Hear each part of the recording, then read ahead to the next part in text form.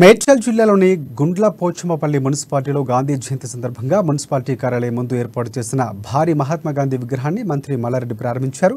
దేశంలోనే అతిపెద్ద మహాత్మా గాంధీ విగ్రహం ఎక్కడైనా ఉందంటే అది మేడ్చల్ జిల్లాలోని గుండ్లపోచమ్మపల్లిలోనే అని మంత్రి తెలిపారు. ఇక మహాత్మా గాంధీ ఆశయాలను సీఎం కేసీఆర్ ఆదర్శంగా తీసుకుని తెలంగాణలోని ప్రతి గ్రామాన్ని ప్రగతి పథంలో తీర్చిదిద్దుతున్నారని మంత్రి మల్లారెడ్డి కొనియాడారు.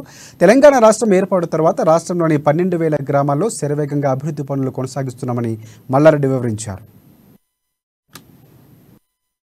దేశంలోనే ఎత్తైన విగ్రహం గాంధీ విగ్రహం ఎక్కడైనా ఉందంటే అది మన గుండ్లపోచమ్మపల్లిలో ఈరోజు గాంధీ జయంతి సందర్భంగా మా కౌన్సిల్ మెంబర్స్ అందరూ కూడా మా చైర్మన్ అమ్మ కానీ, మా వైస్ చైర్మన్ కానీ, మా కౌన్సిలర్స్ కానీ, మా కోఆప్షన్ మెంబర్స్ కానీ అదే మాదిరిగా పెద్ద ఎత్తున వాళ్ళ సొంతం డబ్బులతోటి పెద్ద ఎత్తున ఇలా గాంధీ జయంతి గాంధీ విగ్రహం ఇక్కడ మనం ఆవిష్కరించుకున్నాం. చాలా సంతోషం.